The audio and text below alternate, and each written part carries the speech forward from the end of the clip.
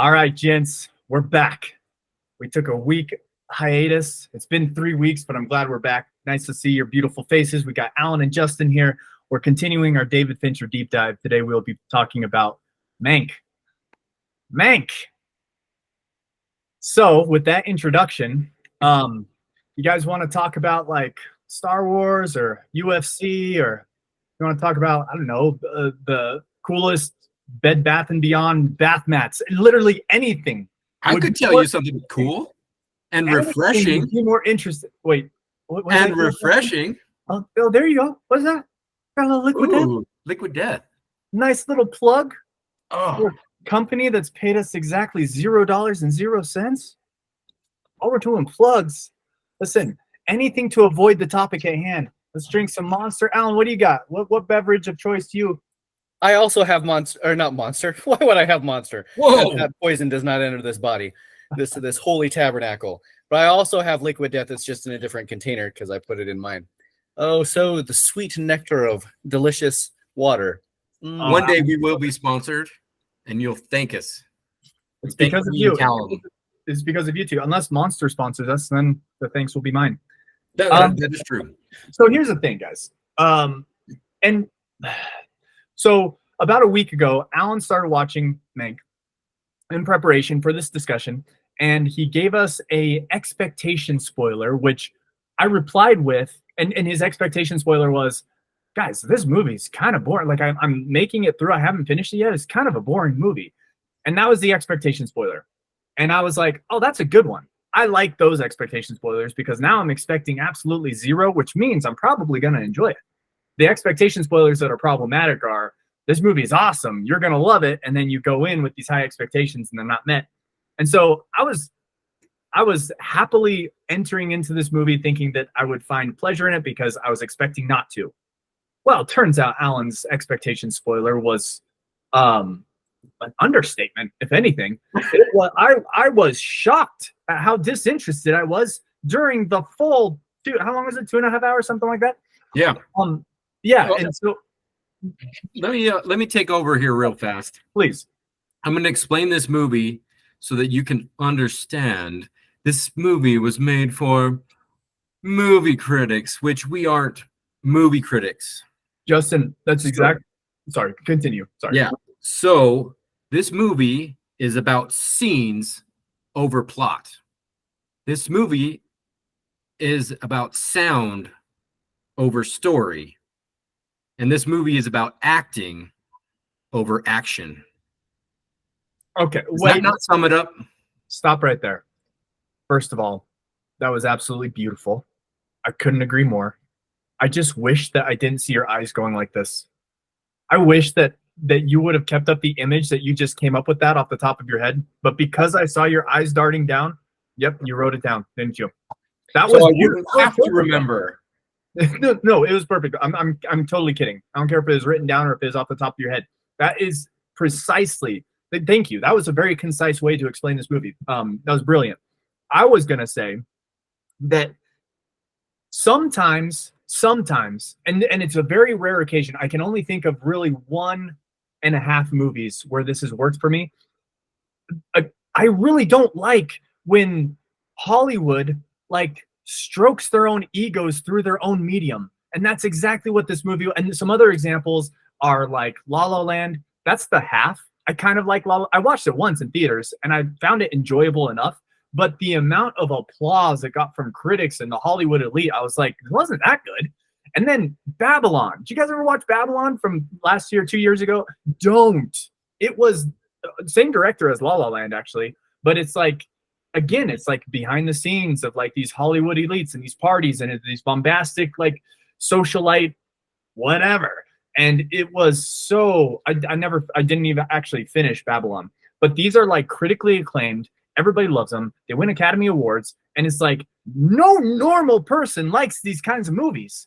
And I don't know, it just kind of hurt that like David Fincher, because I'm like, okay, he's in the industry. He's a great director. He's good at biopics. We saw that from Social Network. And so like, I don't blame him for making this movie, but the movie was bad, in my opinion. Alan, what were your thoughts? Yeah, so I think I know the reason why he did this movie. It was a swan song to his dad, right? Mhm. His dad wrote the script, like, the movie starts, and I saw that the script was written by somebody Fincher. I forget the name, his dad's name, and I was like, oh, like it's a family thing. I thought maybe my gut reaction was that it was like a brother, and just collaborative thing. So I did look it up and found out that his dad wrote this script like ages ago, like 20 years or something, a really long time ago. And then he was planning to do it in the tens ish. Where the game was. Yeah, where the game was. That's right. And then it got put off. And then I think it was his post-COVID project, right? And so I can appreciate that he was doing kind of like a swan song to his dad. But that's I think the reason why this did not at all feel like David Fincher at all. Like there was almost no touch of David Fincher from everything else that we've seen in this entire movie. And I can appreciate that component of it, but that still didn't make it an entertaining movie. Not really at all. No, that's a good. I actually forgot that I saw Fincher and it wasn't David Fincher, and I didn't give it a second thought. So I'm glad you guys dug into that. Justin, can you read that little snippet again, just so I can wrap my mind around a little bit? Okay, it's about scenes over plot, sound over story, and acting versus over action. Yeah. Okay. I had to give that a second run through, but that is 100% accurate in terms of how I feel about the movie. As I was wrapping up the movie, I'm like, what am I going to talk about? Like during the movie, I found myself checking my phone. I found myself like playing with action figures with my little son who came into the room. I found myself like I dozed off a couple times. It just didn't capture me. And I'm sure the acolytes in Hollywood would be like, well, you're just not sophisticated enough. You don't understand film. You don't understand pictures, like some sort of like highbrow looking down their nose at people like us. But here's the thing. We are not, and this is what I was thinking when the movie was finishing up. I was like, I am not ashamed to say that I don't like this movie.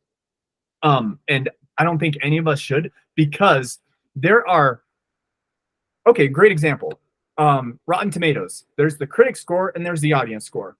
What the Movie Men represents is the audience score type people. We are not anywhere close the critic score type people, and I'm proud of that fact. You guys remember when Dave Chappelle's special came out a couple of years ago, and he made fun of trans people or whatever, and his critic score was like 20 something percent. It was like rotten, but then the audience score was like 98%.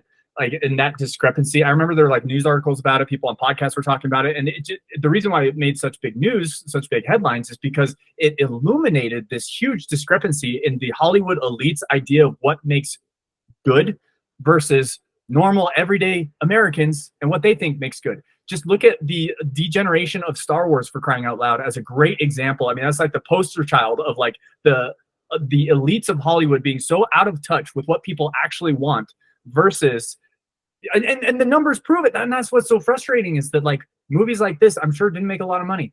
The new Star Wars stuff, like they're just splattering all this Star Wars garbage. It's not making any money. And so when will people start understanding this is not how you're supposed to make movies? And again, bring it full circle, this movie isn't as egregious because David Fincher's entire catalog leading up to this was pretty darn great. And so we can't fault it. We can't be like, whoa, he fell off the bandwagon. And now that I know that his father wrote the screenplay or the script, whatever it was, that makes a little bit more sense. But anyway, so those are some of the talking points as the movie was ending, where I'm like, I'm kind of embarrassed that I didn't like this, because I know that people who actually love movies, love movies, probably found this really enjoyable. But then I took a step back and I'm like, no. I'm not ashamed that I found this movie boring, because we represent the normal people watching movies. What do you think, Justin? So about halfway through this movie, you get LB Mayer of MGM. He's one of the M's. But he's walking down the hallway, and you got like a really nice visual walking down the hallway scene. And he's like, I want movies that hit me here and here and here. And I'm like, So why didn't you follow that? Because I'm sorry, but a drunk that doesn't like his wife and flirts with another one person's mistress doesn't make for anything compelling. And like the only time that I felt something for Mank really was when the German lady, which is an embellished story, it didn't exactly happen that he did pay for some people to escape Germany, but that scene was like, he's not all bad. He's got some good qualities, but the only quality is that he got in a car accident. He manages to sneak in booze wherever he goes, and he writes this script in 60 days instead of 90, which is great, but that's like 2 hours of the movie.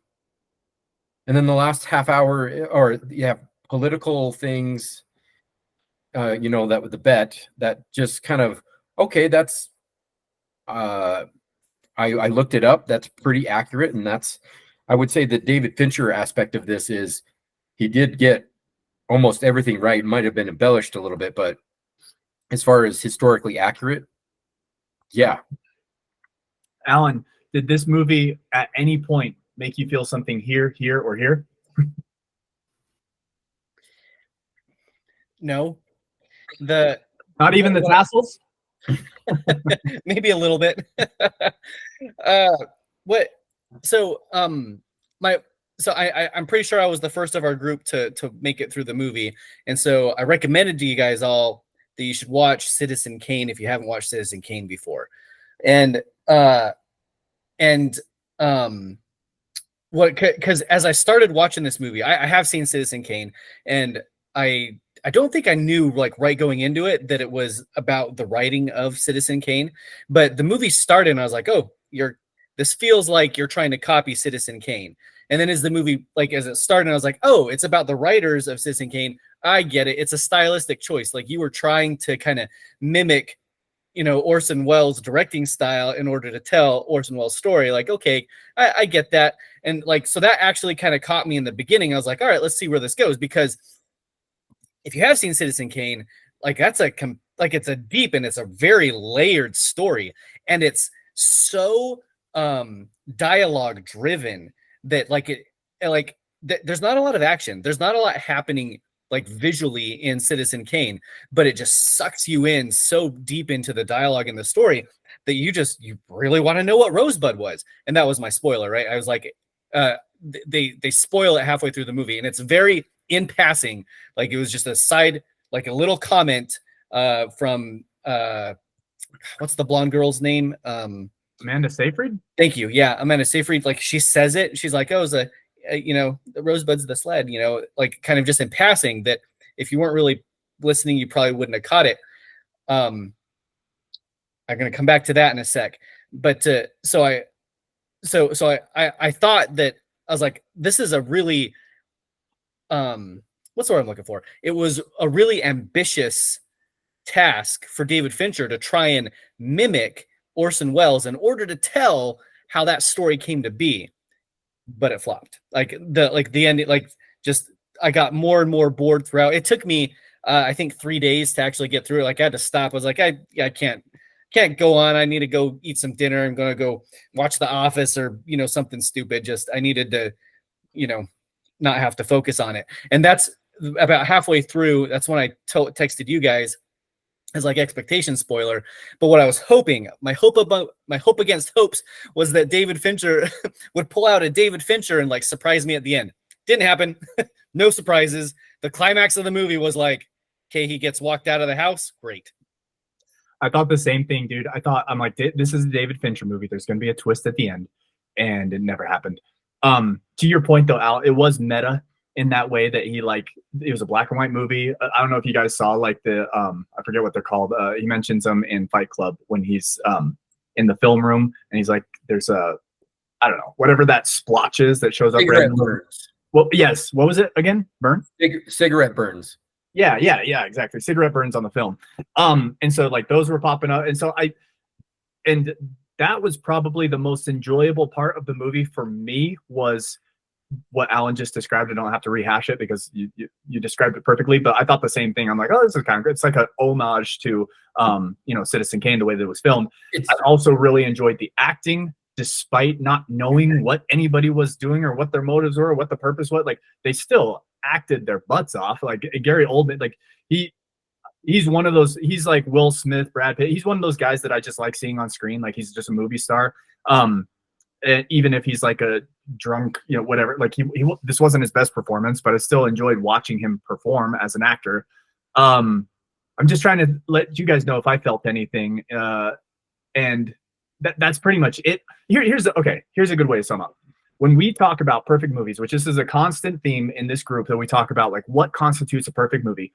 This movie, I feel like, was perfect in every way except the one that matters most, and that's good story. The acting was awesome. The cinematography was awesome. The screenplay was awesome. The scenery was awesome. It was a very unique way of filming, and everybody, the acting, the costumes, the set pieces, everything was awesome. The story sucked. The story just sucked. And if the story sucks, none of that other stuff matters, in my opinion. Whereas if you've got a good story and the acting's a little bad or a little bit cheesy or campy, like Alita, in my opinion, is a perfect movie, but there's some lines that make you roll your eyes and they're a little bit cheesy, but the story was so strong that I could look past that. What do you think, Justin? So if you want to see all the same elements of Mank, now besides the technical brilliance of making a digital movie into like all the actors sound like they're on a sound stage, they have glowing things and making the background ILM, I guess, helped in this thing. To make an old movie look old in today's digital world is incredible. But if you want all of this movie, you need to go see Gary Oldman as Winston Churchill in Darkest Hour. You get all these elements, but actually a great, compelling story and a really good history. I don't know. Have you guys seen it? Yeah. I mean, he transforms into Churchill, and it's incredible. And you've got a bunch of dialogue. You've got, the fate of the world on his shoulders. He's a drunkard a little bit, right? And he's like almost playing the same character. Gary Oldman is a chameleon. Like, that man is a treasure in Hollywood, for sure. Like, no doubt about it. And he did well in this movie too, just like Bo said. It's just the story kind of fell flat. So I want to come back to the Rosebud piece, which is so Citizen Kane was spoiled for me before I ever saw it because of The Real Ghostbusters, the cartoon series from the 80s. And there was an episode where the Ghostbusters go to an old mansion and chase down a ghost that was haunting the place, that was constantly yelling Rosebud.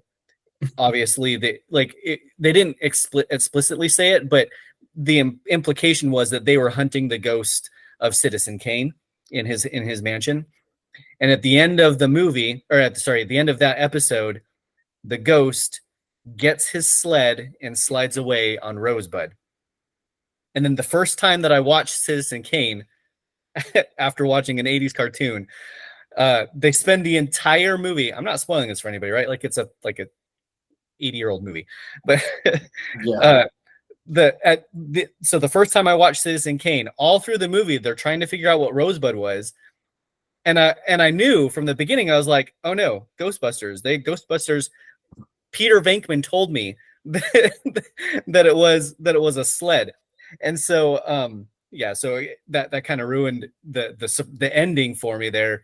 Because it was just really it's so subtle and so masterfully done in Citizen Kane. But anyway, and then they kind of do the same thing in this movie, where they just kind of subtly throw it out there, and I'm like, spoiler warning, like the only thing that you talked about the entire, like, they talk about the movie, but or the script and the screenplay and whatever, they talk about the writing of Citizen Kane, but they literally didn't mention anything about it except that one thing.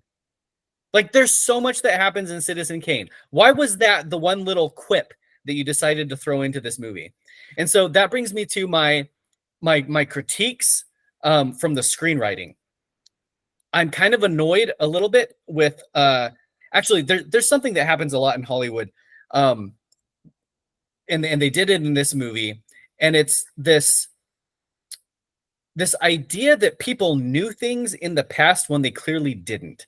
And remember, this movie's taking place when in the 1930s, right? Like just after like America's coming out of the Great Depression, Nazi Germany's on the rise. And remember, if you look at historical records, the world loved Hitler, especially in the 30s. And twice in this movie, I think, they mentioned how Hitler's a terrible person, and two, how the Nazis were putting Jews in concentration camps, which nobody in America knew until like the end of the war. And anyway, so like I rolled my eyes when they kind of did that. I'm like, nobody knew that. Like people were praising Hitler in the 1830s because you know he was pulling Germany out of their Great Depression, and the world economy was starting to recover, and then we went into war. I don't know how. I would have to check the history books, and maybe you know more than I do, Al. But I feel like I heard somewhere in a history class or read in a history book somewhere. I'm a history major, so like I've done my fair share of like historical reading. But I remember like the United States soldiers, were shocked when they saw the concentration camps full of like emaciated Jews. But I feel like I read somewhere that there were rumors that was going on, and just nobody really believed it. All right, I have an anecdote here. In reality, Mankiewicz did indeed help fellow Jews in significant ways. It was embellished for the movie. Mankiewicz was the son of German Jewish immigrants who left Hamburg for New York in 1892. By 1933, the year Adolf Hitler became Chancellor of Germany, the screenwriter was a Hollywood veteran who wrote unproduced scripts. In Mank, it centers on, Citizen Kane, early months of 1940.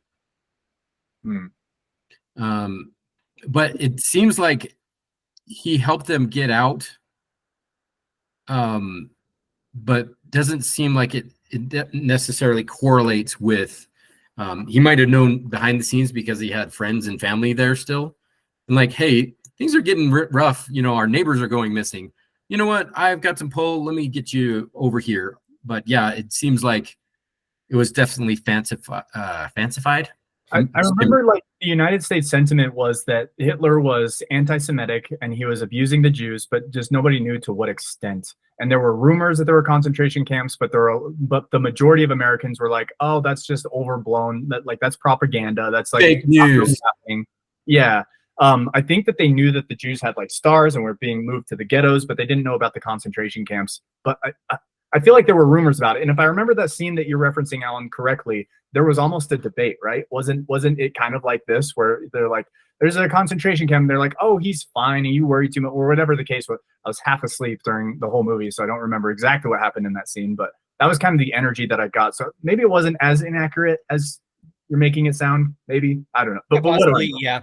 And I guess it's only a little bit fresh on my mind because we did kind of go over some of this with the kids recently, and we read what book was it? I forget which book we read. It was one at Number of the Stars, or one of the books you all read in high school.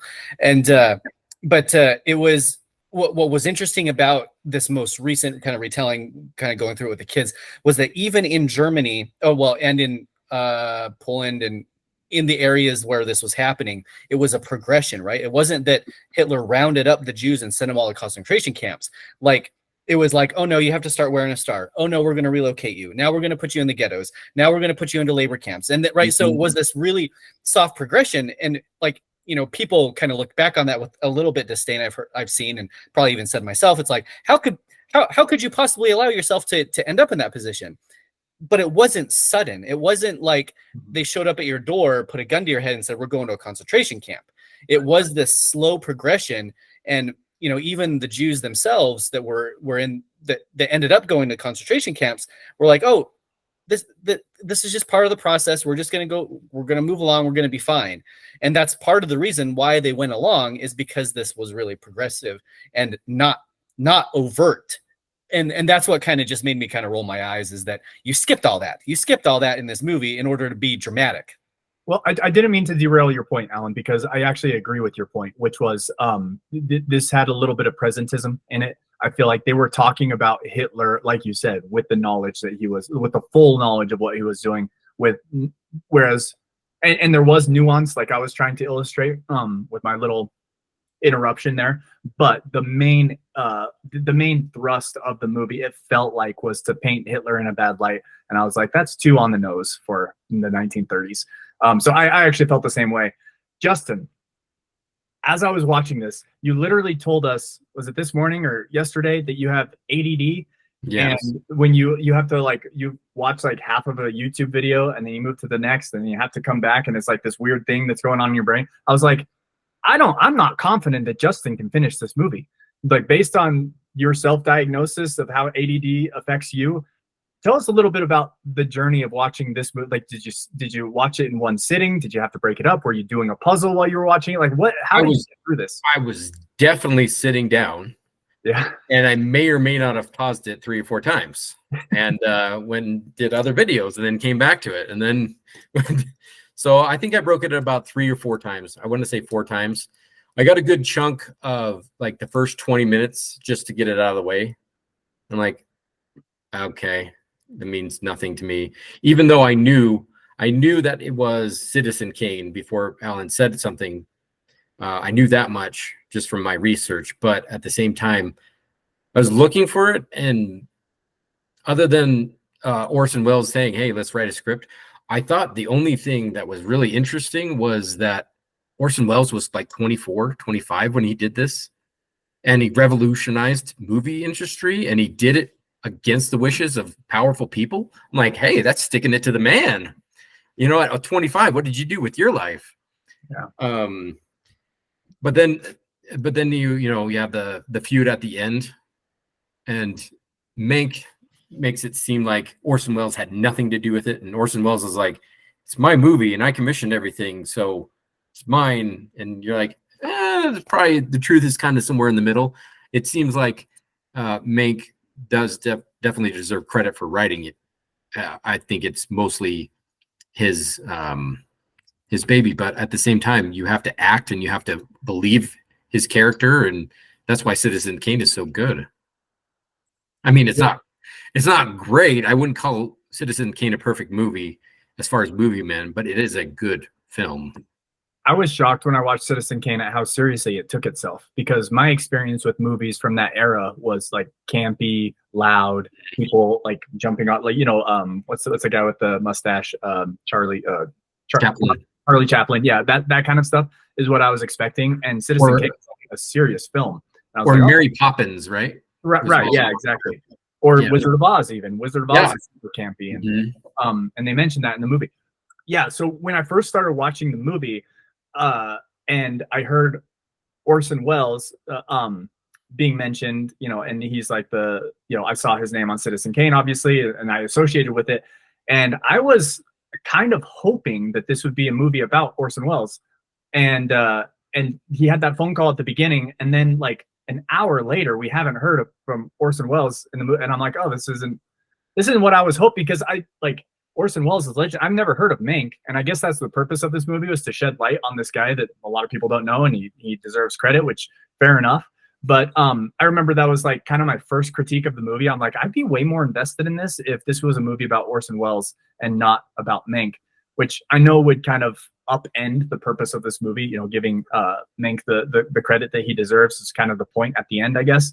But I was just a lot more interested in somebody that I was familiar with, because nobody else in this entire movie, had you guys heard of any of these people other than MGM, I guess? And I didn't even know that was the guy's name. I was just like, oh, like I learned that in this movie, but I didn't know who he was before I watched this. I guess they mentioned, what's his name? William Hearst.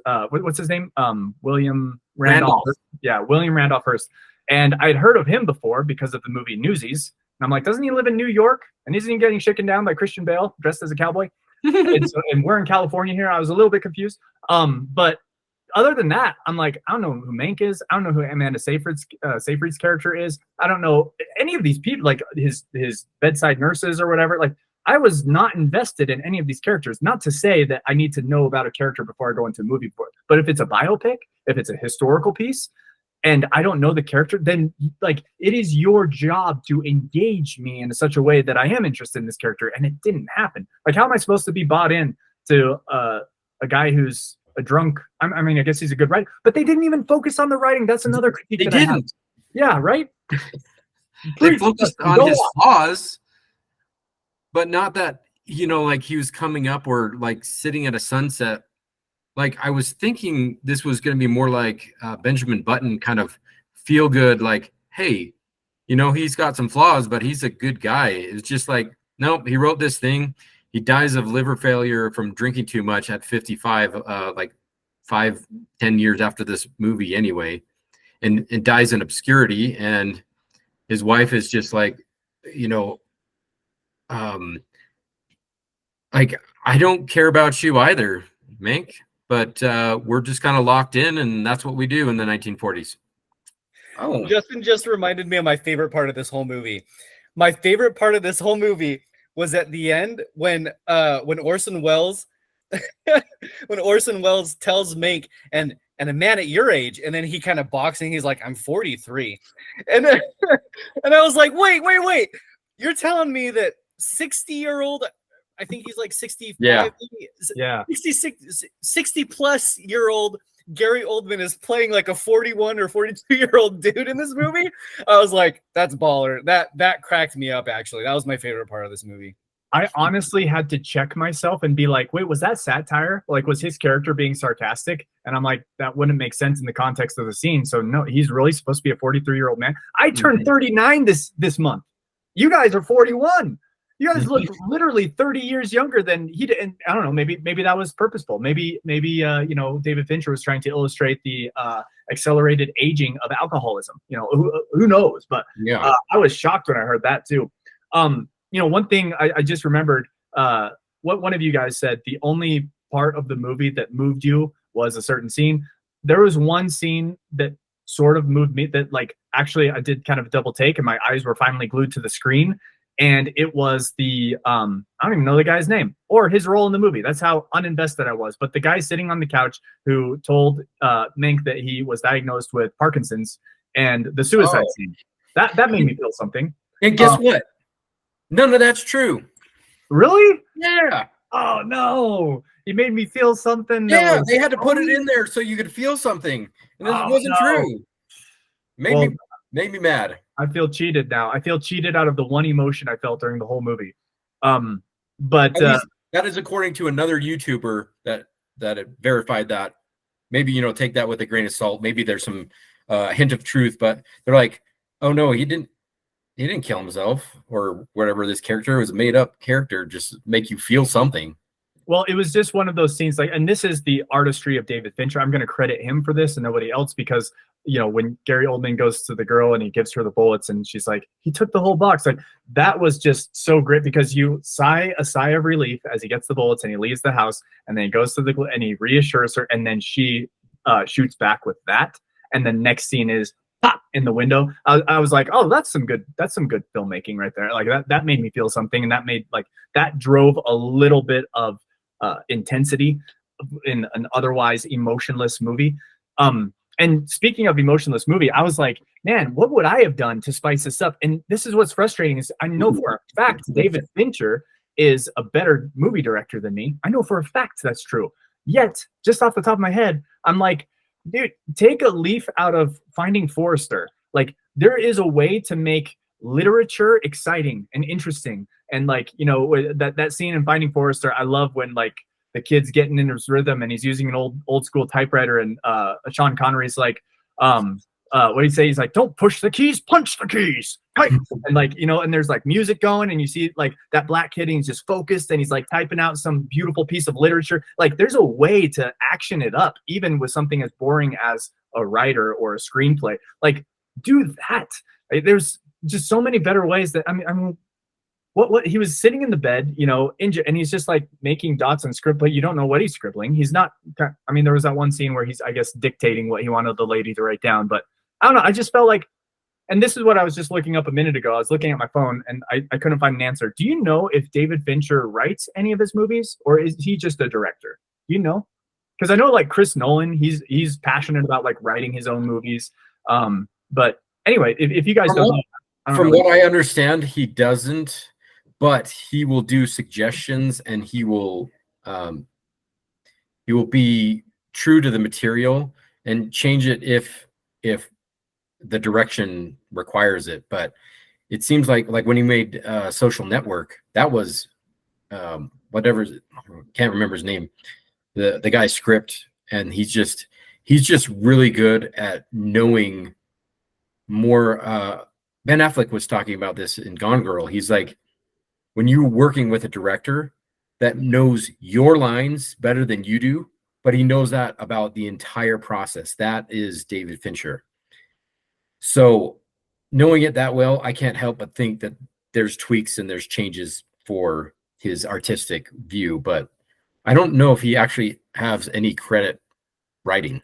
I just looked it up on Wikipedia and I got lost, and I'm like, there's no easy way, at least that I was able to see. But the reason I ask is because, and that's a good point, Justin, you know, as a director, you do have that creative liberty.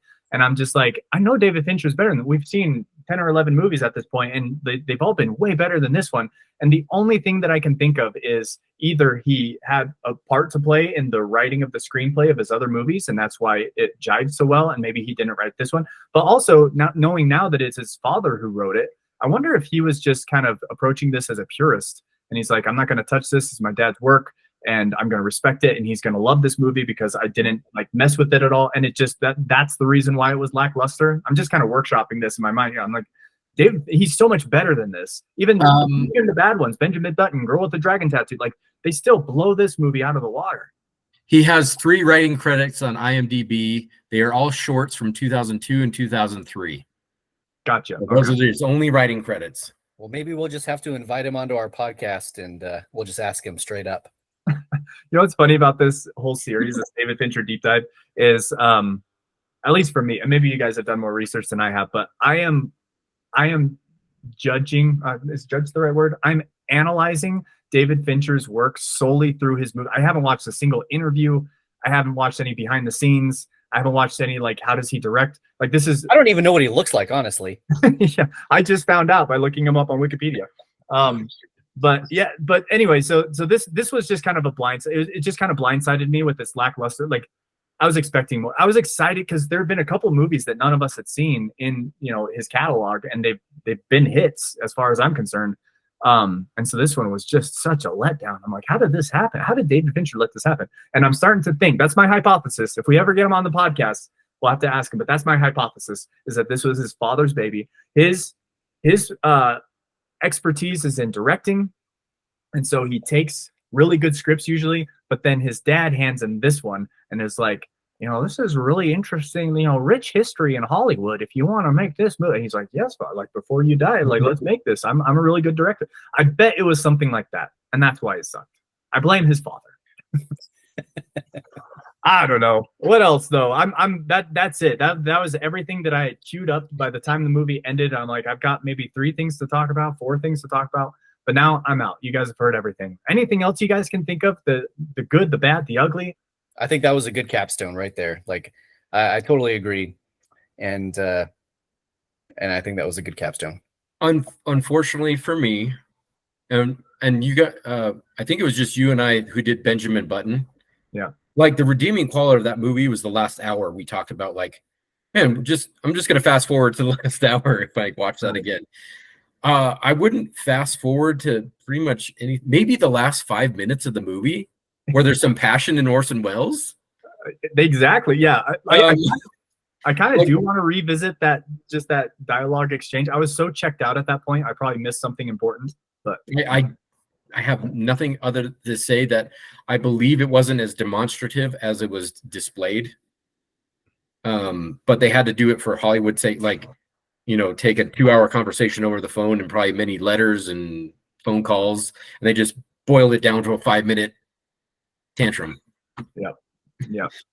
No, I agree. So yeah, we can. I think the main takeaway is main takeaway is everything was great about this movie except the story. I think that's important. Give it credit. Everything was great except the most important thing. Yeah. And then we can chalk it up. Yeah, just so I can sleep at night with a clear conscience, I'm just going to chalk this up as blaming his dad and him not wanting to touch or mess with the script or the screenplay, whatever it was. So there we go. Glad we got this one over with. And I'm so glad that you guys, I thought that I'd be like recording this solo. I'm like, they probably quit halfway through. And just for the sake of continuity, I've got to get one of these episodes out so we can have a full, David Fincher deep dive. But 2 of you guys showed up. And that was 2 more than I was expecting. So appreciate it. Let's move on to the next. Hopefully it's better. And Hey, I've heard it's a killer. Hey, there you go. Cool. All right. So in 2 weeks, we'll have the next one queued up. Way better, deeper, richer conversation will ensue. And until then, peace out, my brother.